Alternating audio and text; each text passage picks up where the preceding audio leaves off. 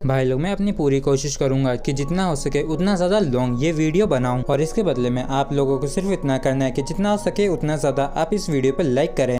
और मेरे last long video के ऊपर 1K लाइक्स करने के लिए थैंक यू। तो चलिए इस एपिसोड को शुरू करते हैं। जैसा कि हमने लास्ट एपिसोड के अंदर देखा था कि लिन जुईचेन ने अपनी स्वॉर्ड से अपनी पूरी ताकत से अटैक कर दिया था, जिसके अगेंस्ट में यूहाओ ने अपने फिस्ट से अपनी पूरी पावर से अटैक कर दिया था। और जैसे ही लिन जुईचेन की स्वॉर्ड और यूहाओ का फिस्ट आपस में टकराता है तो यहाँ पे काफी ज्यादा तगड़ा एक्सप्लोजन होता है, जिसके अंदर से काफी ज्यादा डिस्ट्रक्टिव पावर बाहर निकल रही होती है। और इन दोनों के इतने खतरनाक क्लैश की वजह से एरिना पूरी तरीके से तहस नहस होने लगता है। और इस खतरनाक क्लैश के बाद यूहाओ और जुईचेन ये दोनों ही फोर्स की वजह से पीछे हटने लगते हैं। और इस क्लैश से ऑडियंस को समझ में नहीं आ रहा होता है कि इनके बीच में क्या हुआ है। और हम देखते हैं कि यूहाओ का हाथ काफी ज्यादा इंजर्ड हो चुका था और इसका काफी खून भी बह रहा होता है। और यूहाओ परेशान होते हुए मन में कहता है कि वो जो स्ट्राइक थी वो काफी ज्यादा स्ट्रॉन्ग थी और उसने लगभग मेरे डिफेंस को तोड़ ही दिया था। और इस तरफ हम देखते हैं कि जुईचेन का जो हाथ होता है वो भी इंजर्ड हो चुका था, जिसके अंदर से ब्लीडिंग भी हो रही होती है। और ये मन में कहता है कि आखिर वो एबिलिटी क्या थी, उससे तो मुझे ऐसा लगा जैसे कि मेरे स्पिरिट के टुकड़े टुकड़े हो गए हों। और इन दोनों के क्लैश को देख के ऑडियंस काफी हैरान होती है और कहती है कि इनके अटैक का ये जो मैग्नीट्यूड था, क्या ये सच में किसी एक लेवल 5 स्पिरिट डिवाइस मास्टर का था, और क्या आखिरकार यूहाओ हार गया है और ना जाने इन दोनों में से कौन जीता है। और इस तरफ जुआन भी कहते हैं कि अगर ईमानदारी से कहूँ तो इस मैच में मैं भी प्रिडिक्ट नहीं कर पा रहा हूँ कि इन दोनों में से कौन जीता है। और यूहाओ कहने वाला होता है कि ये मैच, लेकिन तभी जुईचेन कहता है कि मैं हार गया हूँ। और इस चीज को सुन के यूहाओ, जिंग होंगचेन, जुआन ये तीनों ही काफी हैरान होते हैं। और ऑडियंस काफी हैरान होते हुए कहती है कि आखिर ली जुईचेन कैसे हार गया है। और इस तरफ ली जुईचेन यूहाओ से कहता है कि थैंक यू, मुझे वो मिल चुका है जो मैं चाहता था। और फिर ये गुड बाय कह के यहाँ से चला जाता है। और उसे जाता देख यूहाओ मन में कहता है कि इस मैच को मैं भी हारा हूँ, और मैं सच कहूँ तो मैं तुम्हें अच्छी तरीके से नहीं हरा पाया हूँ, क्योंकि वो जो औरा तुम्हारी स्वॉर्ड से बाहर निकल रहा था वो काफी ज्यादा स्ट्रॉन्ग था। और तभी अचानक से यह अपने मेंटल सी को चेंज होता हुआ महसूस करता है। और ये मन में कहता है कि ये काफी रेयर अपॉर्चुनिटी है, इसलिए मुझे इसका फायदा उठा लेना चाहिए। और तभी हम यूहाओ की आईज के अंदर अलग तरीके की लाइट को देखते हैं। और तभी ये बैठ के मेडिटेट करने लगता है, जिस वजह से इसके अंदर से गोल्डन लाइट एमिट होने लगती है। और इस तरफ कुछ जने बात करते हुए कहते हैं कि यहाँ तक कि ली जुईचेन भी हार गया है और अब कौन ही लेवल 6 स्पिरिट डिवाइस मास्टर रह गया है। और तभी टीचर फान्यू बिशप के पास जाके कहते हैं कि बिशप, देख के ऐसा लगता है कि इस कंपटीशन को बीच में रोकना पड़ेगा। तो बिशप कहता है कि तुम्हारा क्या मतलब है। तो फान्यू कहता है कि तुम तो एक लेवल 9 स्पिरिट डिवाइस मास्टर होना, तब भी तुम ये नहीं बता पाए कि यूहाओ ने अपनी अवेकनिंग मेडिटेशन को स्टार्ट कर दिया है। और अवेकनिंग मेडिटेशन को सुन के जिंग होंगचेन भी थोड़ा सा हैरान होता है। और फान्यू कहते हैं कि इस बच्चे की वर्तमान स्थिति का मूल्यांकन तुम किसी नॉर्मल स्पिरिट मास्टर के स्टैंडर्ड से नहीं कर सकते हो, इसलिए प्लीज मुझे माफ करिए। चलिए इस कंपटीशन को यहीं पे रोकते हैं, क्योंकि हम नहीं चाहते कि कोई भी इसकी अवेकनिंग मेडिटेशन को डिस्टर्ब करे। और देख के ऐसा लगता है कि कुछ समय के लिए हमें आपके एरिना के ऊपर कब्जा करना पड़ेगा, और क्योंकि मैं इसका टीचर हूँ तो मैं इस दौरान इसके साथ ही रहूंगा। और इस बात को सुन के जिंग होंगचेन कहता है कि ऐसी बात है तो ठीक है, आप जैसा चाहें वैसा कर सकते हैं। और फिर जिंग होंगचेन अवेकनिंग मेडिटेशन के बारे में सोचते हुए मन में कहता है कि ये बच्चा ली जुईचेन के खिलाफ मैच करने के बाद भी वापस से इम्प्रूव हो गया है, इसलिए मुझे डर है कि कहीं ना ये फ्यूचर में सन मून एम्पायर के लिए बाधा ना बन जाए। लेकिन अगर ऐसा होता है और वो समय आता है। और इस तरफ हम देखते हैं कि यूहाओ का ख्याल रखने के लिए टीचर फान्यू ने एक सिंपल सा टेंट बनाया होता है एरिना के अंदर, और ये इसका पूरे समय ध्यान रखते थे, फिर चाहे दिन हो या रात। और टीचर फान्यू यूहाओ को देखते हुए सोचते हैं कि अवेकनिंग मेडिटेशन के दौरान एक स्पिरिट मास्टर की बॉडी सबसे ज्यादा वल्नरेबल स्टेट में होती है, और ये काफी ज्यादा दुर्लभ घटना है, क्योंकि जितने ज्यादा लंबे समय तक मेडिटेशन टिकेगी वो उतना ही बेहतर होता है एक स्पिरिट मास्टर की ग्रोथ के लिए। और फिर हमें 1 महीने बाद का सीन दिखाया जाता है, जहाँ पर टीचर फान्यू यूहाओ की तरफ देखते हुए मन में कहते हैं कि पहले ही 1 महीना बीत चुका है, लेकिन ये अभी मेडिटेट कर रहा है, कहीं कोई प्रॉब्लम तो नहीं हो गई है। और इस चीज को लेके फान्यू को काफी ज्यादा बेचैनी सी हो रही थी, तो इन्होंने इस चीज को लेके एल्डर जुआन को मैसेज भिजवा दिया। तो एल्डर जुआन रात के दौरान ही ट्रेवल करके यहाँ पे आ जाते हैं और केयरफुली यहाओ को एग्जामिन करने के बाद स्वान लाओ को किसी भी तरीके की कोई भी प्रॉब्लम नहीं मिलती है। लेकिन जो चौंका देने वाली चीज थी वो यहाओ की एक्सीलेंट मेडिटेशन स्टेट होती है, जिस वजह से अभी इसे और भी समय लगेगा उठने में। और इसी दौरान हम यहाओ के मेंटल सी के अंदर का सीन देखते हैं, जहाँ पे हमें एक नया रूप देखने को मिलता है। और जैसे यहाओ अपनी आंखें खोलता है तो ये इस जगह को देख के हैरान होते हुए कहता है कि आखिर ये जगह क्या है। और तभी हम देखते हैं कि यहाँ पे इलाओ आ जाते हैं और कहते हैं कि ये तुम्हारा मेंटल सी है। और यहाओ चौंकते हुए कहता है कि क्या मेरा मेंटल सी, आखिर कब ये इतना बड़ा हो गया।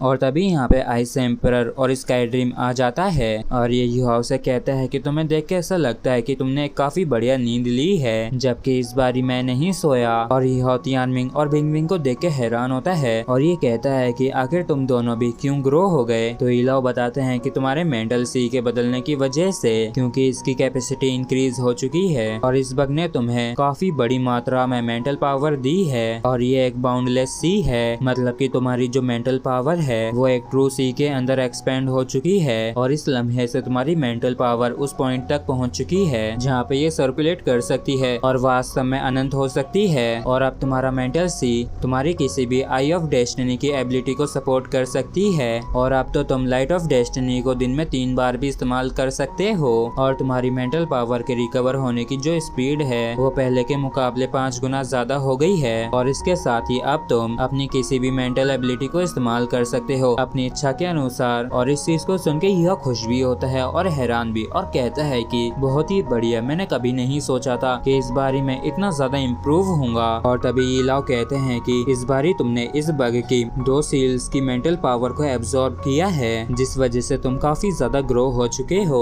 और तुम्हारी जो एब्सोल्यूट आइज की दूसरी स्पिरिट पावर है वो भी इम्प्रूव हो चुकी है, लेकिन इसकी पावर ने तुम्हारी बॉडी पर भी काफी स्ट्रेस डाला है, इसलिए तुम्हें धैर्य रख के ज्यादा से ज्यादा ट्रेनिंग करने की जरूरत है। और ये मेडिटेशन काफी लंबे समय से चल रही है, इसलिए अब तुम्हारा यहाँ से जाने का समय हो गया है। जिसपे यह सिर खुजाते हुए कहता है कि ठीक है, ये मेंटल सी तो इवॉल्व हो चुका है तो मैं इससे कैसे जाऊंगा। तो इसकी नादानी को देख के इलाओ परेशान होते हुए कहते हैं कि ये तुम्हारा मेंटल वर्ल्ड है, तो तुमको ही तो इस चीज को डिसाइड करना होगा। और इस चीज को सुन के यह जोश से कहता है कि ठीक है, अब सब कुछ मेरी ही इच्छा से होगा। और इस तरफ हमें एरिना का सीन दिखाया जाता है जहाँ पे 6 महीने बीत चुके होते हैं और इस समय के दौरान टीचर फानियो भी काफी बदल से गए होते हैं। और ये बैठे बैठे कहते हैं कि मौसम ठंडा हो रहा है, लगता है कि सर्दियाँ काफी जल्दी आ रही हैं और पक्का ये समय भी जल्दी गुजर जाएगा। और जैसे टीचर फानियो यहाओ के अंदर थोड़ी सी मूवमेंट को नोटिस करते हैं तो ये काफी ज्यादा चौंक जाते हैं और ये यहाओ की तरफ देखते हुए हैरान होते हुए मन में कहते हैं कि शायद आखिरकार यहाओ उठने वाला है।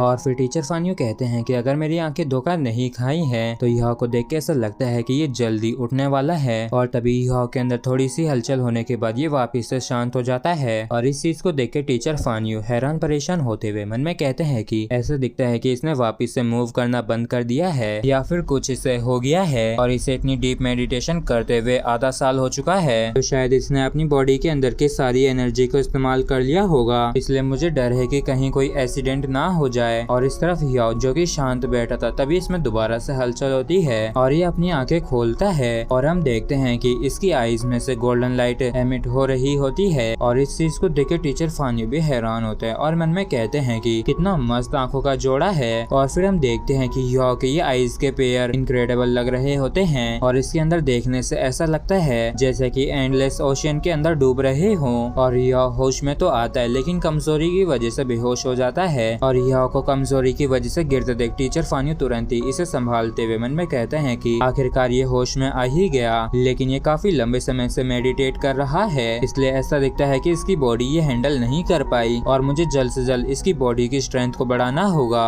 जिसके बाद ये युवा को ले जाके मेडिकल बात देते हैं जिससे कि इसकी अपनी बॉडी ओरिजिनल स्टेट में रिस्टोर हो सके और इसकी मदद करते हैं इसकी इंटरनल एनर्जी को कल्टीवेट करने में। और फिर फानियो इसे अपने रूम में लौटा लाते हैं और वार्म वाटर को सोखने के बाद युवा की कॉन्शियसनेस धीरे धीरे आने लगती है और सिर्फ 3 दिनों बाद युवा अपने पैरों पे वापस खड़े होने लगता है। और वैसे भी इसकी बॉडी को अब भी टाइम की जरूरत थी धीरे धीरे रिकवर करने में। और ये तो साधारण सी बात थी कि इसकी अब बॉडी पहले जैसे बिल्कुल भी महसूस नहीं हो रही थी और सिर्फ अपनी स्पिरिचुअल स्ट्रेंथ के ऊपर निर्भर होने पे जो कुछ भी 50 मीटर की रेंज के अंदर होता है वो इसकी नजरों से बच नहीं सकता है। लेकिन अगर ये किसी एक डायरेक्शन में भी फोकस करता है तो इसकी रेंज बढ़ के 3000 मीटर्स हो जाती है और इसकी मिस्टिकल पर्पल आई जो है वो भी माइक्रोस्कोपिक स्टेज तक पहुंच गई है। और तभी यहाँ पे फानियो आते हुए पूछता है कि याओ तुम कैसे हो और क्या तुम्हारी बॉडी रिकवर हो चुकी है, जिस पर याओ उत्साह के साथ कहता है कि यस मास्टर, मैं अब पूरी तरीके से रिकवर हो चुका हूँ। तो फानियो कहते हैं कि बढ़िया, ये सुन के मुझे काफी खुशी हुई। और फिर याओ इनका शुक्रिया अदा करते हुए कहता है कि आपका बहुत बहुत धन्यवाद जो आपने मेरा इतने लंबे समय तक ध्यान रखा। तो फानियो कहते हैं कि तुम्हें इतना ज्यादा शांत देख के मुझे और ज्यादा चिंता करने की जरूरत नहीं है। और फिर हमें मिंगदे हॉल का सीन दिखाया जाता है क्योंकि याओ के रिकवर होने के कुछ समय बाद ही ये एक बारी वापस से मिंगदे हॉल में लौट आता है और अपनी अधूरी रिसर्च को वापस से शुरू करता है। और पहले जो याओ ने इतने सारे जलवे दिखाए हैं जिस वजह से इसके लिए काफी मुश्किल हो जाता है अपने आप को लो प्रोफाइल बनाए रखना। और क्लास के बाद याओ अपने रूम की तरफ जाते हुए अपने सोल गाइडिंग डिवाइस के बारे में ही सोच रहा होता है, लेकिन ये तभी यहाँ पे जी जुई चैन को देखता है। क्या बात है, तुमने तो एक ही बारी में मुझे पहचान लिया। तो याओ कहता है कि जिस स्वाड को तुम लेके रखते वो काफी यूनिक है, जिसके लिए ली जुई चैन थैंक्स कहता है। तो याओ कहता है कि आखिर तुम किस चीज के लिए मुझे धन्यवाद कह रहे हो। तो ली कहता है कि जब लास्ट टाइम मैंने तुम्हारे साथ फाइट की थी तो उस समय मैं काफी कुछ सीख पाया था और वैसे तो हम दोनों ही डीप मेडिटेशन में एंगेज हो गए थे, लेकिन मैं सिर्फ 1 मंथ ही टिक पाया जबकि तुम आधे साल तक टिके रहे। और आज यहाँ पे आने का जो कारण है कि जब हमने आखिरी बार फाइट की थी तो मैं ये देखने आया हूँ कि तुमने तब से लेके अब तक कितना इम्प्रूव किया है। और भाई लोग, जुई चैन के पीछे जो ये ड्रैगन दिख रहा है, क्या मेरी तरह ही आपको भी ड्रैगन प्रिंस युआन का कॉपी लग रहा है? और लग रहा है तो प्लीज कमेंट करके जरूर बताइएगा। और इतना कि जुई चैन अपने स्वॉर्ड के ऑरा को याओ की तरफ काफी खतरनाक तरीके से रिलीज करने लगता है, जिसके काउंटर में याओ अपनी स्पिरिचुअल पावर का इस्तेमाल करता है। और क्योंकि याओ की स्पिरिचुअल पावर काफी ज्यादा बढ़ गई थी, इसी वजह से जुई चैन के स्वॉर्ड ऑरा की वजह से इसे कोई भी दिक्कत नहीं हो रही होती है और ये बड़ी ही आसानी से उससे होते हुए आगे बढ़ते हुए आता है। और हम देखते हैं कि जुई चैन का जो स्वॉर्ड ऑरा होता है वो अब याओ के ऊपर पूरी तरीके से बेअसर होता है और याओ इसके सामने आके खड़ा हो जाता है, जिसके बाद इन दोनों के बीच में ऐसे ही शांति बनी रहती है। और ऐसे ही कुछ समय बीतने के बाद याओ कहता है कि तुमने जो इतनी ज्यादा लगन से अपनी स्वॉर्ड के ऊपर मेहनत की है वो वाकई में मेरी प्रशंसा पाने के काबिल है, लेकिन मेरे पास एक महान टीचर है और अगर तुम मुझे हराना चाहते हो तो मुझे डर है कि तुम्हारे पास पूरी जिंदगी भर मेरा पीछा करने के अलावा कोई और चॉइस नहीं है। और इतना कि याओ यहाँ से चला जाता है और जुई चैन की तलवार भी नीचे गिर जाती है और ये चुपचाप खड़ा रहता है। और जब ये कुछ देर शांत रहता है तब ये मन में कहता है कि इसका पीछा करना वो भी पूरी मेरी जिंदगी भर। और फिर हम ली जुई चैन की आंखों में एक अलग सी चमक देखते हैं और ये कहता है कि मेरा ये रास्ता एकदम सही है और यहाँ तक कि अगर मुझे अपनी पूरी जिंदगी भर इसका पीछा करना पड़े तो भी मैं इसका पीछा हमेशा करता रहूंगा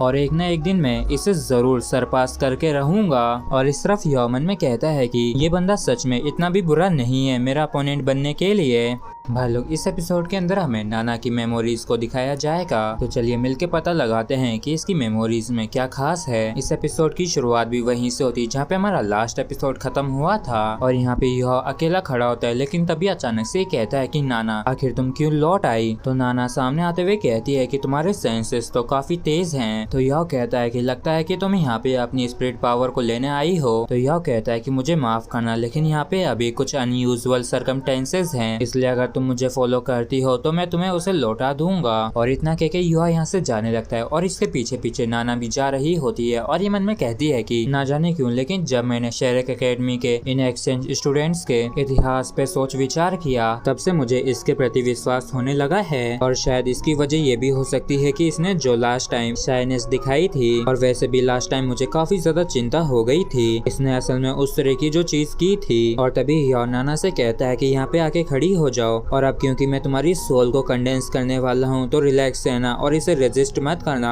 और इतना कहके याओ अपनी फिंगर को नाना के फोरहेड पे लगा देता है, जिस वजह से इसका फोरहेड काफी जोर से ग्लो करने लगता है। जिसके बाद नाना याओ से कहती है कि मुझे सच में ऐसा महसूस हो रहा है जैसे कि मेरी सोल सच में थोड़ी बहुत कंडेंस हो गई है और तुमने आखिर ऐसा कैसे किया। और फिर याओ इससे कहता है कि ठीक है, अगर तुम्हें कोई और चीज की जरूरत नहीं है तो तुम यहाँ से जा सकती हो, क्योंकि अभी मुझे प्रैक्टिस करनी है। और इस बात को सुन के नाना थोड़ी हिचकिचाती घबराते हुए परेशान होते हुए कहती है कि तो फिर मैं अब यहाँ से जाती हूँ। और इतना कह के नाना यहाँ से जा ही रही होती है कि युहाओ कहता है कि फ्यूचर में अपनी वेंजफुल घोस्ट स्किल को इस्तेमाल कम करना। वैसे तो वो काफी ज्यादा स्ट्रॉन्ग है और एक बारी जो तुम्हारे अपोनेंट ने इसके ऊपर काबू कर लिया तो ये चीज तुम्हारे लिए काफी ज्यादा घातक होगी। और युहाओ की इन बातों को सुन के ये अजीब सा मुंह बनाती है, जिसके बाद जाके ये दरवाजे को लॉक कर देती है। तो युहाओ कहता है कि ये तुम क्या कर रही हो। और इसे देख के युहाओ को ऐसा लगता है कि ये लास्ट टाइम वाली हरकत वापस से दोहराने वाली है। तो ये घबराते हुए कहता है कि मैं पहले ही तुम्हारी स्पिरिट पावर को लौटा चुका हूँ। और इस तरफ नाना युहाओ की एक बात भी नहीं सुनती है। तो युहाओ इसे रोकने के लिए आगे बढ़ने लगता है और मन में कहता है कि ना जाने ये लड़की क्या करना चाहती है। और फिर युहाओ चिल्लाते हुए कहता है कि हे रुको। और हम देखते हैं कि नाना युहाओ के आगे घुटनों के बल बैठ गई होती है और इस चीज को देख के खुद युहाओ भी हैरान होता है। जबकि नाना इस तरफ रोते हुए कहती है कि युहाओ मैं तुमसे मदद की भीख मांगती हूँ। तो युहाओ कहता है कि क्या हुआ, प्लीज खड़ी हो जाओ। तो नाना रोते हुए कहती है कि नहीं, मैं तब तक खड़ी नहीं होगी जब तक कि तुम मेरी मदद के लिए एग्री नहीं करते हो। जिस पर युहाओ कहता है कि ठीक है, कोई भी मसला क्यों ना हो, प्लीज खड़े होके मुझे बताओ। और फिर युहाओ नाना को एक चेयर के ऊपर बैठा देता है और नाना अपनी कहानी सुनाते हुए कहती है कि मेरा जन्म एक नोबल फैमिली में हुआ था और मेरे फादर एक बैरॉन थे। और क्योंकि मेरे फादर के पास किसी भी तरीके की स्पिरिट फोर्स नहीं थी इसलिए वो एक स्पिरिट मास्टर नहीं बन सके। जबकि दूसरी तरफ मेरी मदर एक स्पिरिट एम्परर थी और वो दोनों ही काफी ज्यादा दयालु थे और वो अपने किराएदारों को काफी अच्छी तरीके से ट्रीट करते थे। और तो हमारी फैमिली भी काफी ज्यादा खुश थी। और जब मैं 6 साल की हुई थी तब मेरी स्पिरिट पावर अवेक हुई थी और मुझ पे मेरी मॉम की तरह बनने का मुझ पे भूत सवार हो गया। और क्योंकि मैं इस चीज को लेके काफी ज्यादा खुश थी तो इस बात को मैं अपने पेरेंट्स को बताने के लिए गई। लेकिन जब मैंने उनके कमरे का दरवाजा खोला और उस लम्हे में मैंने कुछ ऐसा देखा जिसे मैं अपनी बाकी की पूरी जिंदगी में भी भुला नहीं पाऊंगी। और हम देखते हैं कि नाना के फादर मर चुके हैं और इसकी मॉम रोते हुए कहती है कि वो मैं ही हूँ जिन्होंने तुम्हें मारा है और मैं सच में एक श्रापित औरत हूँ। और फिर ये नाना से कहती है कि तुम भी श्रापित हो। और इस नजारे को देखे नाना टूट सी जाती है और ये अपनी मॉम को इस चीज के लिए मना कर रही होती है। और तभी इसकी मॉम एक चाकू को उठाती है और आत्महत्या कर लेती है। और इस चीज को देख के नाना काफी जोर जोर से रोती है क्योंकि इसके नजरों के सामने ही इसके माता पिता की लाशें पड़ी हुई थी। और फिर ये बताती है कि और मेरे पेरेंट्स के गुजर जाने के कुछ समय बाद ही कुछ अजीब से लोग मेरे घर पे आए और उनमें से एक ने कहा कि अगर मैं अपने फादर से मिलना चाहती हूँ तो मुझे उनको फॉलो करना ही होगा। और उनको फॉलो करते हुए मैं एक रहस्यमय सेक्ट में आई, होली स्पिरिट सेक्ट में, और मुझे कल्टीवेट करवा के उन्होंने मेरी स्ट्रेंथ बढ़ाई। जिसके बाद मुझे मिंगदे हॉल भेज दिया और मुझसे कहा कि वो दिन भी जरूर आएगा जब मैं अपने पेरेंट्स से मिल पाऊंगी। और गलती से एक दिन मैं उसके रहस्यमय अंडरग्राउंड लोकेशन में पहुंच गई जहाँ पे मैं अपने पेरेंट्स से मिली। लेकिन वहाँ पे मजबूरन मेरी पेरेंट्स की सोल्स को पकड़ के रखा गया था। तब मेरी मॉम ने मुझे इस सेक्ट के उद्देश्य के बारे में बताया कि ये उन बच्चों को पकड़ते हैं जो कि किसी तरीके के गम से गुजर रहे होते हैं और ये तब तक उन्हें ट्रेन करते हैं जब तक कि ये सभी उनके सोललेस पपेट नहीं बन जाते हैं। और ओरिजिनली मेरी मॉम भी उन सोललेस पपेट में से एक थी जिन्होंने बिना किसी पछतावे के मेरे पिता को मार दिया। और ऐसा करने के बाद जब उन्हें दुख हुआ तब जाके उन्हें होश आया, जिस वजह से वो काफी ज्यादा निराश हुई और उन्होंने आत्महत्या कर ली। और ऐसा भी कहा जाता है कि जब ट्रेनी 6 रिंग्स तक पहुंच जाता है तो उन्हें एक स्पिरिट रिचुअल के अंदर पार्टिसिपेट करना होता है और एक बारी जो वो रिचुअल कंप्लीट हो गई तो मैं जो हूँ मैं वो नहीं रहूंगी। और सब कुछ बताने के बाद नाना रोने लगती है। तो यह कहता है कि क्या दुनिया में सच में ऐसी भी कोई इविल सेक्ट है। और यह सोचता है कि उस समय जब माजियाता गायब हुई थी तब शेरेक एकेडमी को एक सरप्राइज अटैक से सफर करना पड़ा था जो कि स्पिरिट मास्टर्स के ग्रुप के द्वारा किया गया था जिनके ओरिजिन के बारे में कुछ भी नहीं पता है। लेकिन उनके बीच में एक इविल स्पिरिट मास्टर भी था तो शायद उस चीज का नाता इस होली स्पिरिट सेक्ट के साथ हो। और फिर यह इससे कहता है कि अंदर के हालातों के बारे में मुझे डिटेल में बताओ और कुछ भी क्यों ना हो जाए मैं जरूर देखने जाऊंगा कि आखिर माजरा क्या है। और यह मन में कहता है कि क्या पता शायद वहाँ पे एल्डर सिस्टर की कोई खबर मिल जाए। भाई लोग, ये जो चैप्टर होने वाला है ये हमारा होली स्पिरिट सेक्ट के ऊपर होने वाला है। तो चलिए अपनी इस एपिसोड को शुरू करते हैं। इस चैप्टर के स्टार्टिंग में हमें 3 दिन बाद का सीन दिखाया जाता है और प्लान के अनुसार युहाओ, सईतो और नाना ये तीनों ही सेक्ट के उस हिस्से में जा रहे होते हैं जहाँ पे नाना के पेरेंट्स सील हो रखे हैं। और फिर हम नाना को sun and moon royal hall west gate पे देखते हैं जहाँ के गार्ड्स जब नाना को काफी दूर से आते हुए देखते हैं तो ये पूछते हैं कि कौन हो तुम। लेकिन जब नाना इनके करीब आ जाती है तो ये इसे पहचानते हुए कहते हैं कि ये तो कंट्रोल सोल स्पिरिट मास्टर नाना है और हमारे हॉल के most treasured disciple please enter कीजिए। जिसके बाद नाना अंदर की साइड जाने लगती है और जब नाना आगे जा रही होती तभी हम नाना के पीछे एक ब्लैक फॉक्स सा देखते हैं और ये काला धुआं देखते ही देखते युहा और सैतो का रूप ले लेता है और सैतो काफी खुश होते हुए युहा से कहता है कि ये स्किल तो काफी ज्यादा रहस्यमयी है और ये तो यहाँ तक कि लोगों को शेडोज में भी बदल सकती है। युहा अपनी ज्यादा सोल फोर्स को खर्च मत कर देना। तो युहा कहता है कि वैसे हमें जल्दी करनी चाहिए और क्योंकि युहा के स्पिरिट सी की वजह से इसकी स्पिरिट पावर और स्किल काफी तेजी से इम्प्रूव हुई है, इसलिए ही ये अपनी स्पिरिट स्किल इमिटेशन का इस्तेमाल करके ये सैतो और अपने आप को नाना की शेडो के अंदर ट्रांसफॉर्म कर पाया। और एवरेज लोग इस स्किल को बिल्कुल भी नोटिस नहीं कर पाते हैं, जिससे कि ये बड़े ही आसानी से गार्ड को पास कर लेते हैं, जिसके कुछ समय बाद ही ये लोग अनरिमार्केबल बिल्डिंग के सामने आ जाते हैं। और यहाँ पे युहा और सैतो ये दोनों ही दो पार्टीज में बट गए, जहाँ पे सैतो को बाहर ही रुकना था, जबकि युहा अपनी वापस से इमिटेशन स्किल का इस्तेमाल करके नाना की शेडो बन जाता है और नाना को फॉलो करते हुए बिल्डिंग के और भी अंदर जाने लगता है। और जैसे ये इस बिल्डिंग के एंट्रेंस पे पहुंचती है तो यहाँ पे एक बंदा इससे पासवर्ड मांगता है। तो ये प्रेयर करते हुए कहती है कि होली एम्परर हजारों साल जिए और अनंत समय तक अमर रहें। तो ये बंदा कहता है कि quasi spirit master please enter कीजिए और हुआ नाना को फॉलो करते हुए और काफी सारी ब्लैक सीढ़ियों को उतरते हुए और भी गहराइयों में लगातार जाए जा रहा होता है। और करीब 15 मिनट बाद ये लोग आखिरकार अंडरग्राउंड अल्तार तक आ ही जाते हैं और ये मनी युहा से कहती है कि हम यहाँ पे आ गए और यही वो अल्तार है और इनके नीचे जो ये फ्लोर है वहीं पे मेरे पेरेंट्स को रखा गया है। और फिर नाना इसके आगे झुकते हुए कहती है कि sixth servant great Holi spirit और दूसरी होली स्पिरिट को रिस्पेक्ट पे करती है। तो ग्रेट होली स्पिरिट कहती है कि खड़ी हो जाओ और आखिर तुम आज क्यों आई हो और मुझे लगता है कि आज तुम्हारा आने वाला दिन नहीं था। और इस तरफ यह मन में कहता है कि इन दोनों की स्ट्रेंथ स्पिरिट एम्परर की है और तो इनकी पूरी बॉडी एक इविल ऑरा से कवर हो रखी है। तो नाना कहती है कि सेकंड होली स्पिरिट प्लीज मुझे माफ कर दीजिए, लेकिन इस सिक्स्थ सर्वेंट के हाल ही में काफी सारे लेसन हुए हैं जिस वजह से ये पिछले 6 महीनों से लौट के नहीं आ पाई है। तो इनमें से एक बंदा कहता है कि ओ तो ऐसी बात है। तो नाना कहती है कि ग्रेट होली स्पिरिट्स प्लीज मुझे इजाजत दीजिए इससे पास होने की। और इस तरफ नाना मनी मन युहा से कहती है कि हो युहा तुम्हें अपनी सांसों को हर हालत में रोक के रखना होगा और तब तक इंतजार करना होगा जब तक कि इनका ध्यान अपने ऊपर से नहीं हट जाता है। और तभी अचानक से एक बंदा कहता है कि एक सेकंड रुको, कुछ तो गलत है, क्या ये औरा किसी घुसपैठिए का है? तो दूसरा वाला चिल्लाते हुए कहता है कि अल्तार को जल्दी से सील कर दो, हमारे बीच में कोई घुसपैठिया घुसा है। और यह मन में कहता है कि इन्होंने असल में मुझे नोटिस कर लिया, तो शायद अब मुझे पहला हमला भी कर देना चाहिए। और तभी अचानक से यह शेडो के अंदर से बाहर निकलता है और सीधे ही ग्रेट होली स्पिरिट की तरफ बढ़ने लगता है और ये कोई भी रिएक्ट कर पाता उससे पहले ही युहा एब्सोल्यूट डोमिनेंस का एक काफी खतरनाक पंच इसके चेस्ट पे कर देता है और युहा के इस पंच की वजह से काफी दूर तक जाता है और चिल्लाते हुए कहता है कि ये बिल्कुल भी अच्छा नहीं हो रहा है, सेकंड एल्डर जल्दी से उससे मारो। और इसे देख के युहा मन में कहता है कि मेरा जोरदार हमला लेने के बाद भी ये तो अब भी जिंदा है। और तभी नाना अपने डैगर से सेकंड एल्डर के ऊपर अटैक कर देती है, लेकिन ये बंदा बड़े ही आसानी से नाना के डैगर को पकड़ लेता है और इस पे चिल्लाते हुए कहती है कि धोखेबाज, आज मैं तेरी सोल को डिस्ट्रॉय कर दूंगा।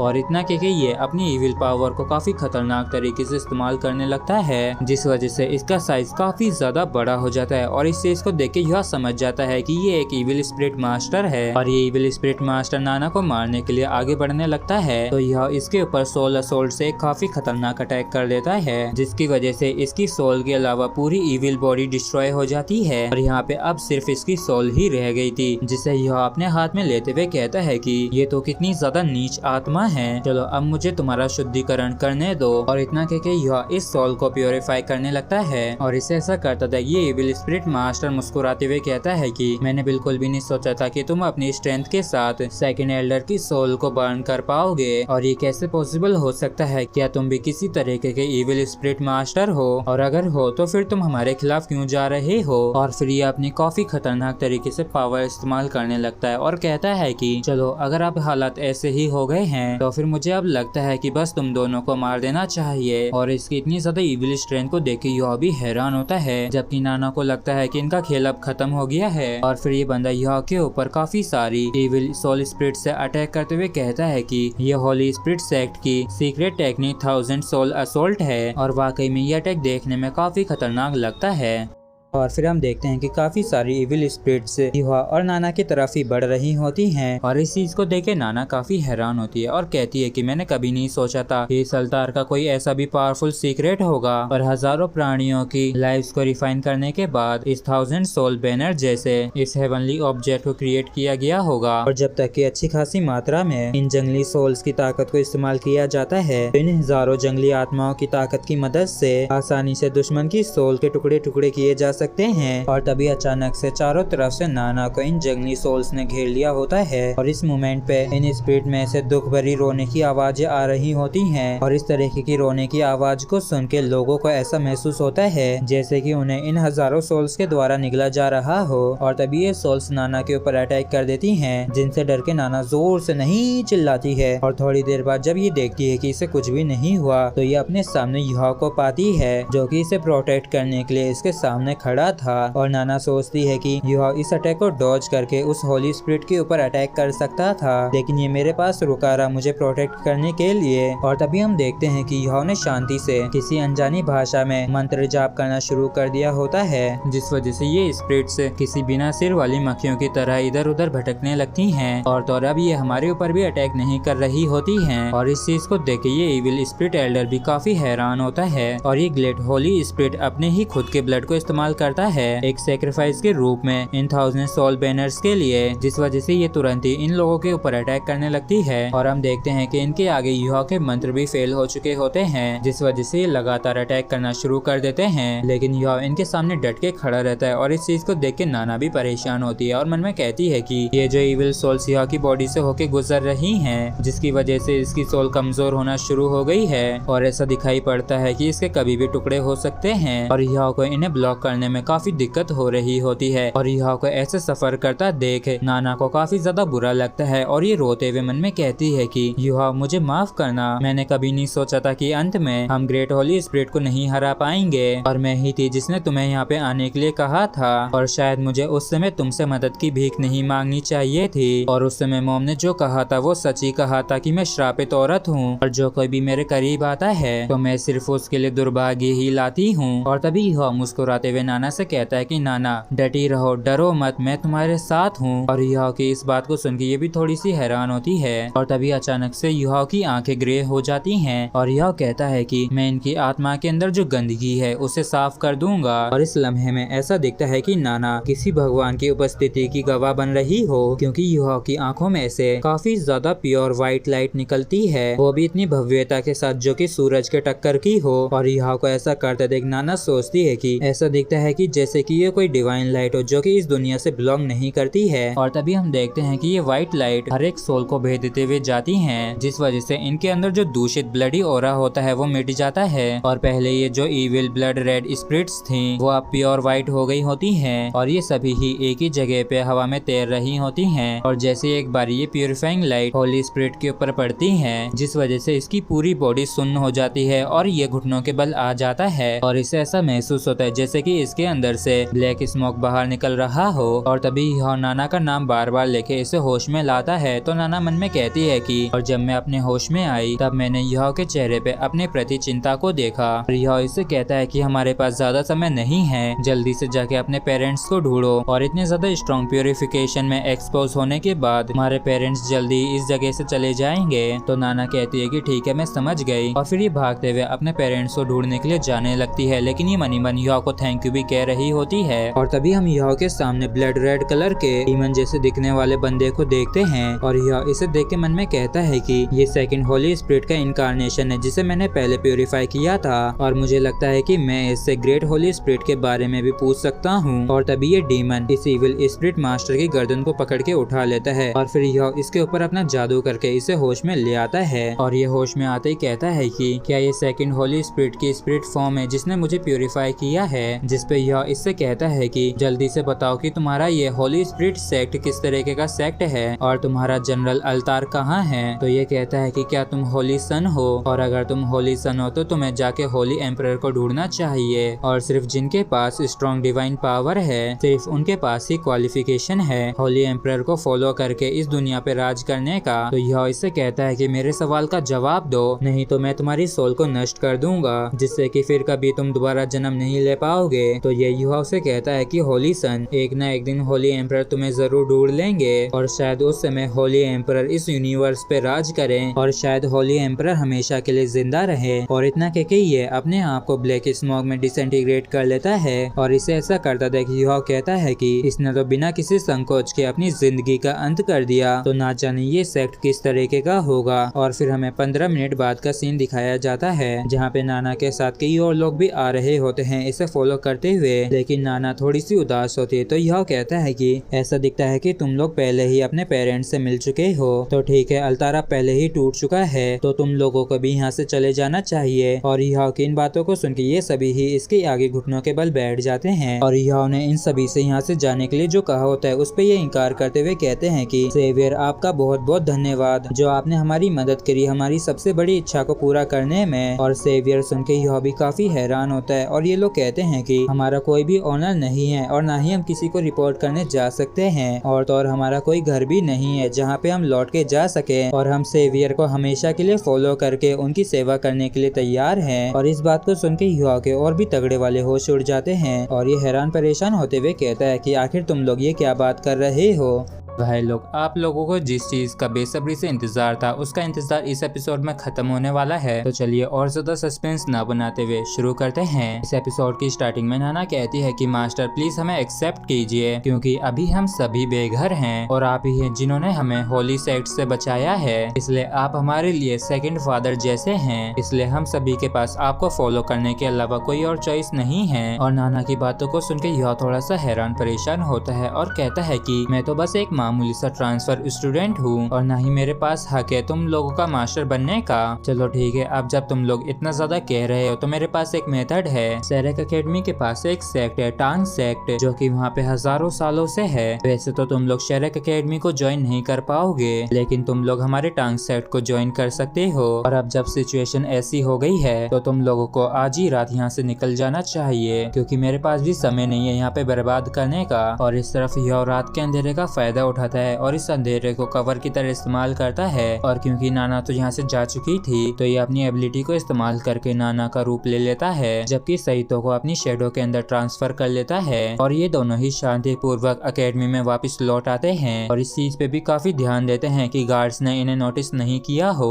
और इन दोनों को अपने रूम्स में लौटे हुए ज्यादा समय भी नहीं हुआ था कि तभी होली सेक्ट के अल्तार की तरफ से एक काफी खतरनाक सा साउंड आता है क्योंकि सईतो ने वहाँ पे जो टाइम सोल बॉम्ब लगाया था वही वहाँ पे एक्सप्लोड हुआ था, जिसकी वजह से होली सेक्ट का जो अल्तार होता है वो तुरंत ही बर्बाद हो जाता है। और यह काफी सीरियस होते हुए कहता है कि हमें इस सिचुएशन के बारे में जल्द से जल्द सेरेक एकेडमी को बताना होगा क्योंकि इस तरीके के इविल फैक्शन को पहले ही डिस्ट्रॉय कर देना चाहिए और अपनी पूरी कोशिश करनी चाहिए जिससे कि ये ग्रो नहीं हो सके। और हम देखते हैं कि ऐसे 6 महीने बीत जाते हैं और इस दौरान सन मून एम्पायर के रॉयल सोल मास्टर एकेडमी के अंदर एक काफी लंबा वेकेशन हुआ होता है, लेकिन यह अच्छे से जानता था कि उसके यहाँ पे आने की वजह यहाँ पे आराम करना नहीं है बल्कि अपने आप को और भी बेहतर करने का है। और इसलिए ही इस वेकेशन के दौरान ये अपना ज्यादातर समय अपने रूम के अंदर सोल वेपन्स के ऊपर रिसर्च करने पे बिता देता है। और हम सभी तो अच्छे से जानते हैं कि यह को मुसीबतें कितनी जल्दी ढूंढ लेती हैं और वही मुसीबत आके इसका गेट खटखटाने लगती है। और इस खटखटाने के अंदाज को देख के यह कहता है कि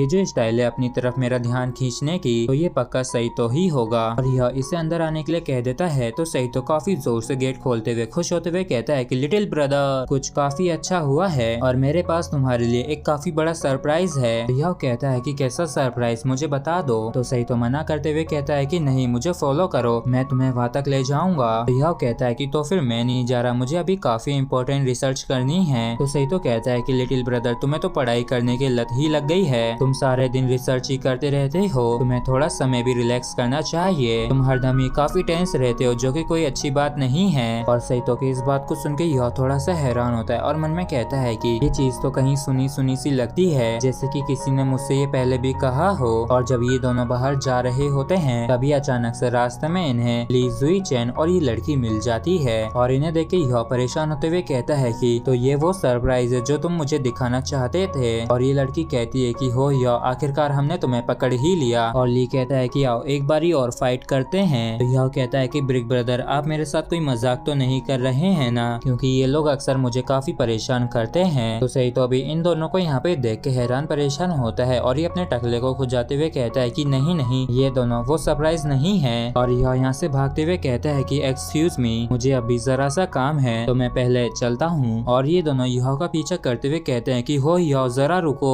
तो तुम वैसे भी मुझे मुश्किल से ही देखने को मिलते हो, तो अब आ जाओ जल्दी से, एक दो हाथ हो जाएं। और हमें एक दो हाथ किए हुए भी काफी समय हो गया है। और इस तरफ यह इन दोनों से परेशान हो चुका होता है और ये रोते हुए भाग रहा होता है और ये इनसे कहता है कि कल ही तो हमने फाइट की थी, तो प्लीज अब मुझे कुछ समय अकेले भी रह लेने दो। और यह का पीछा करते हुए ली कहता है कि अगर तुम हमें हरा सके तो फिर तुम्हारे पास तुम्हारा पूरा समय है। तो यह इनसे भागते हुए कहता है कि तुम लोग तो सच्ची में परेशानी हो। और ये दोनों कहते हैं कि हो यह चलो यहाँ पे हम फाइट करते हैं, और वैसे भी ये काफी बड़ा एरिया है तो फाइट करने में काफी मजा आएगा, और चलो हम पहले अटैक करते हैं। हो यह अब तैयार हो जाओ इसे संभालने के लिए। और फिर ये दोनों ही अपने अपने अटैक्स यह के ऊपर कर देते हैं। और तभी हम कई बटरफ्लाई को उड़ते हुए देखते हैं, और तभी एक बंदा काफी तेजी से यह और इन दोनों के अटैक्स के बीच में आने लगता है। और इस बंदे को ऐसे घुसते देख ली कहता है कि कोई तो हमारे बीच में आया है। तो ये लड़की कहती है कि लगता है कि वो हर्ट हो जाएगा। और फिर ये उससे चिल्लाते हुए कहती है कि हे संभल के, जल्दी से इसे डॉज कर लो। और तभी यहाँ पे एक काफी तेज रोशनी होती है जिसमें से काफी बड़े बड़े बटरफ्लाई के विंग्स निकलते हैं। और ये लड़की इस बंदे को देख के काफी हैरान होती है और कहती है कि वो कौन है, लेकिन जो भी हो काफी हैंडसम है। जबकि ली कहता है कि मैं पहले कभी तो इससे नहीं मिला। और तभी यह भी पलटते हुए कहता है कि आखिर ये कौन है। और हम देखते हैं कि ये बटरफ्लाई के विंग्स और किसी के नहीं हमारे वांग डोंग के हैं, जिसने वाकई में काफी खतरी एंट्री मारी होती है और ये काफी खतरनाक भी लग रहा होता है। और ये कहता है कि तुम्हारे लिए बेहतर यही होगा कि तुम इसे हर्ट करने के बारे में भी ना सोचो। और वांग डोंग को देख के यह काफी ज्यादा खुश होता है और ये तुरंत ही जाके इसे हक कर लेता है और कहता है कि कैसे हो तुम, और इस पूरे समय के दौरान मैं तुम्हारे बारे में सोचने से अपने आप को नहीं रोक सका। तो वांग डोंग कहता है कि यह ऐसे मत करो। और फिर ये दोनों ही एक दूसरे से दूर हो जाते हैं और यह मन में कहता है कि अब जब गले मिले हुए काफी ज्यादा समय हो गया है तो ऐसा दिखता है कि वांग डोंग को शर्म आ रही है। और वांग डोंग कहता है कि यह चलो बात करने से पहले इन दोनों से फाइट करते हैं। तो यह कहता है कि मैं इस चीज के लिए तैयार हूँ, वैसे भी वो दो लोग हैं। और वांग डोंग को देख के ये लड़की मन में कहती है कि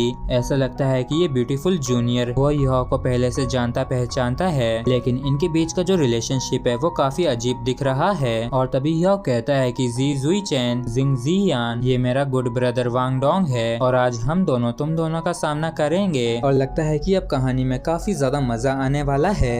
और अब भाई लोग अपन काफी समय बाद यूहा और वांग डोंग को एक साथ फाइट करते हुए देखेंगे। तो चलिए इस मजेदार एपिसोड को शुरू करते हैं। इस चैप्टर के स्टार्टिंग में ली जिंग चैन कहता है कि चलो हम भी किसी भी तरह के स्पिरिट वेपन का इस्तेमाल नहीं करेंगे जिससे कि हम फेयर 2v2 कर सकें। जिसपे यह कहता है कि हाँ बिल्कुल, और ये बड़ी मेरे शहर अकेडमी से ही है और चलो हम इस बैटल को अपनी अकेडमी के लिए जीतते हैं। और हम देखते हैं कि वांग डोंग और यह ने एक दूसरे के हाथों को पकड़ रखा होता है। और तभी वांग डोंग कहता है कि आखिर तुम इतने खुश क्यों लग रहे हो। तो यह कहता है कि 2 साल हो चुके हैं, आखिरकार अब जाके एक दूसरे के हाथों को दोबारा पकड़ पाए हैं। और यह की इस बात को सुनकर वांग डोंग शर्मा सा जाता है और कहता है कि ये इडियट एक नंबर का इडियट ही रहेगा, और वैसे भी मुझे भी काफी लंबा समय हो गया यह का हाथ पकड़े हुए। और तभी यह खुश होते हुए कहता है कि एनर्जी की स्ट्रीम देखो वापिस से बहने लगी, इससे तो हमारी पुरानी यादें ताज़ा हो गई। और चलो इतनी भी ज्यादा बातें करना बंद करते हैं और बात करने से पहले इन्हें खत्म करते हैं। और वांग डोंग ना जाने क्यों यह के ऊपर काफी ज्यादा गुस्सा हो रहा होता है और वांग डोंग के इस अजीब से बिहेवियर को देख के यह भी थोड़ा सा हैरान होता है और ये मन में कहता है कि क्या मैंने कुछ गलत कह दिया। वैसे तो हम दोनों को एक दूसरे को देखे हुए काफी लंबा समय हो गया है, लेकिन इससे अब भी पहले की तरह ही काफी जल्दी गुस्सा आ जाता है। और शायद इसलिए क्योंकि हम काफी लंबे समय से नहीं मिले हैं, जिस वजह से हमारे बीच में कुछ दूरियां आ गई हैं, इसलिए हमें कुछ समय एक साथ बिताना चाहिए। और इन दोनों को ऐसे देख के ये लड़की अजीब सा मुंह बनाते हुए कहती है कि इन दोनों बंदों ने एक दूसरे का हाथ पकड़ रखा है, ये कितना ज्यादा एम्बेरेसिंग है। और फिर ये हंसते हुए इन दोनों से कहती है कि तुम दोनों को अपना पोटेंशियल वेस्ट नहीं करना चाहिए। और इसने जो पोटेंशियल वेस्ट की बात कही होती है वो यूहा और वांग डोंग को बिल्कुल भी समझ में नहीं आती है। तो ये कहते हैं कि आखिर ये क्या कह रही है। तो ये कहती है कि शुरुआत करने के लिए ज्यादा लोग नहीं हैं, तो अगर तुम दोनों साथ हो तो बाकी की लड़कियां क्या करेंगी। और इसकी बातों को सुन के वांग डोंग और यह सोचते हैं कि लगता है कि एल्डर सिस्टर का दिमाग घास चलने गया है। और तभी ये लड़की लड़की अपनी पावर को इस्तेमाल करते हुए एक स्माइल करती है, जिसके बाद ये इल्यूजन मिस्ट कंडेंस से अटैक करती है और इसे अटैक करता देख युहा मुस्कुराते हुए कहते हैं कि ये साथी वापस से अटैक कर रही है। तो ये लड़की हंसते हुए कहती है कि प्यार और जंग में सब कुछ जायज है। और तभी हम देखते हैं कि ये अटैक वांग डोंग की तरफ जाने लगता है। इस चीज को देख के युहा भी हैरान होता है और ये मन में कहता है कि इसका ये अटैक तो अचानक से वांग डोंग की तरफ चार्ज करने लगा। और इस चीज को देख के युहा परेशान सा होता है, जबकि वांग डोंग के होश उड़े हुए होते हैं। लेकिन तभी अचानक से युहा काफी तेजी से इसके और अटैक के बीच में आ जाता है और ये तुरंत ही आइस स्कॉर्पियर एम्परर टोर्सो बोन परमा फ्रोस्ट डोमेन का इस्तेमाल करता है, जिस वजह से इसके अंदर से काफी ज्यादा एनर्जी रिलीज होती है। और जब ये लड़की अपने अटैक को बर्फ में जम के सॉलिड होते हुए देखती है तो इसके भी होश उड़ जाते हैं। और फिर ये अपने वाइफ से युहा के ऊपर अटैक करते हुए कहती है कि युहा केयरफुल रहना। और हम देखते हैं कि वांग डोंग को इसकी वाइफ से दिक्कत हो रही होती है और युहा सोचता है कि ये वाला अटैक भी वांग डोंग की तरफ ही जा रहा है और इसका एक्शन इसकी बातों से मैच नहीं करता है। और उस वाइफ के अंदर एक स्पेशल सोल फोर्स है जो कि हाई फ्रीक्वेंसी वाइब्रेशन को प्रोड्यूस कर सकती है, जिससे कि ये ऑर्डिनरी ऑब्जेक्ट को शटर करने में सक्षम है। और तभी यह इस वाइफ को पकड़ लेता है आइस एम्परर जेड हैंड को इस्तेमाल करके। और इस वाइफ की वाइब्रेशंस की वजह से युहा के हाथों में से काफी ज्यादा चिंगारियां बाहर निकल रही होती हैं। और युहा को ऐसा करता देख ये लड़की भी काफी हैरान होती है और कहती है कि क्या इसने तो उसे पकड़ लिया, वो भी अपने सिंपल हाथों से। और लगता है कि उसके ऊपर इसका बिल्कुल भी असर नहीं हुआ है। और यह कहता है कि हार्डोंग पावर का मैं शुक्रिया अदा करना चाहूंगा, जिस वजह से इस तरह के अटैक मेरे लिए अब कुछ भी नहीं है। और तभी जुईचेन कहता है कि यह इसे संभालो। और फिर ये काफी ज्यादा ताकतवर अटैक करते हुए कहता है कि लो अब मेरे सबसे स्ट्रॉन्गेस्ट अटैक का स्वाद चखो। और हम देखते हैं कि ये अटैक काफी ज्यादा तेजी से इन दोनों की तरफ बढ़ने लगता है और इसके इतने ज्यादा खतरनाक अटैक को अपनी तरफ आता देख कहता है कि इसने तो अपनी सारी स्ट्रेंथ को इस्तेमाल कर लिया है, वांग डोंग अब समय आ गया है। और हम देखते हैं कि इन दोनों ने एक दूसरे को हग कर लिया होता है और अपनी स्पिरिट फ्यूजन का इस्तेमाल करने लगते हैं। और इन दोनों को ऐसे हग कर देख इस लड़की के भी काफी तगड़े वाले होश उड़ जाते हैं और ये कहती है कि बिल्कुल नहीं, क्या ये दोनों ही लोग सच में एक कपल हैं। और कितने ज्यादा लंबे समय के बाद हमें इन दोनों की स्पिरिट फ्यूजन वापस से दिखाई जाती है। और इस स्पिरिट फ्यूजन को देख के ये लड़की काफी हैरान होती है और कहती है कि ये लाइट की ब्रिलियंट रे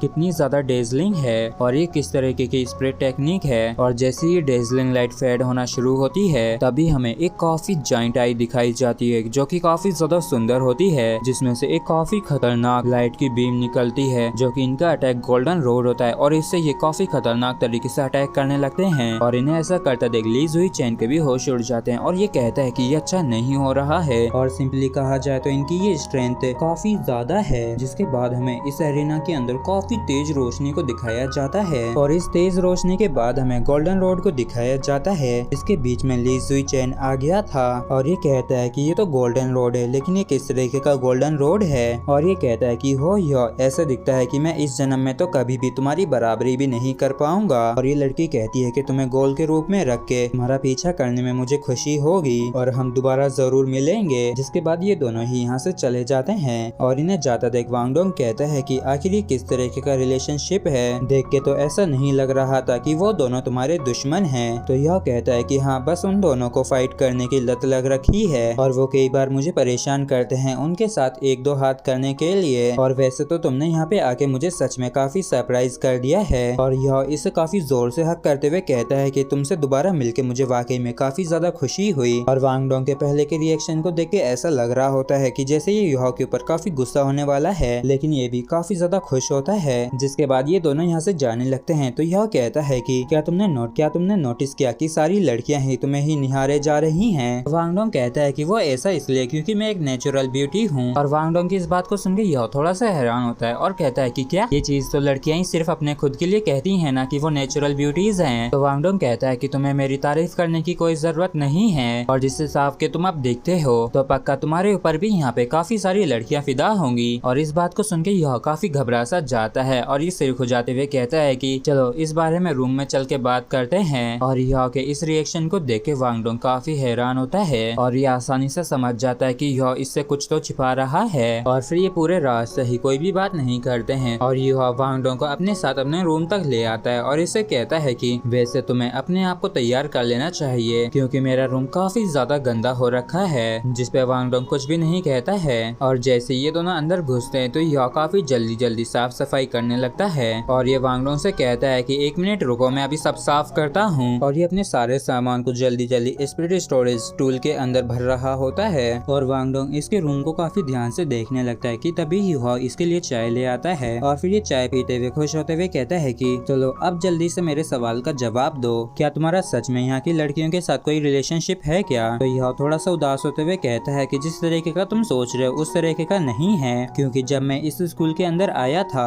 तब मैं एक चेंगजी नाम की लड़की से मिला। वो काफी ज्यादा खूबसूरत और काइंड थी, लेकिन उसका भी काफी दुख भरा पास्ट था मेरे जैसा ही, और तो और वो काफी ज्यादा सीक्रेटिव भी थी और आज दिन तक मैं नहीं जान पाया हूँ कि वो कहाँ गायब हो गई। लेकिन उसने जाने से पहले मुझसे काफी ज्यादा बातें की थी और उसने यहाँ तक कि ये भी कहा था कि उसे उम्मीद है कि मैं अपने सोलमेट से जरूर मिलूंगा। और इस तरफ वांग डोंग काफी ध्यान से इसकी बातों को सुन रहा होता है और ये कहता है कि लगता है कि वो तुम्हें काफी अच्छी तरीके से ट्रीट करती थी और हरदम तुम्हारे बारे में ही पहले सोचती रहती होगी, लेकिन क्या तब भी वो तुम्हारे दिल को नहीं छू पाई? तो यह कहता है कि ईमानदारी से कहूँ तो कोई और बात है, लेकिन अगर मैंने तुम्हें बताया तो तुम्हारे लिए बेहतर यही होगा कि तुम मुझ पे हंसो नहीं। और फिर यह बताता है कि जब उसने पहली बार आइस में डांस किया था, आज तक मैंने जितनों को भी देखा है उन सभी में वो सबसे ज्यादा ब्राइट थी और इसके फिगर की इमेज एक तरीके से मेरे दिमाग में छप सी गई है। और सिस्टर चेंगजी ने मेरी मदद करी मेरे दिल की फीलिंग्स को मुझे समझने में, और यहाँ तक कि वैसे उसका साइनिंग फिगर अब सिर्फ मेरे इमेजिनेशन में ही एग्जिस्ट करता है और मुझे डर है कि मैं उसके प्यार में पहले ही पड़ चुका हूँ। और यह की बातों को सुन के वांग डोंग मुस्कुराते हुए कहता है कि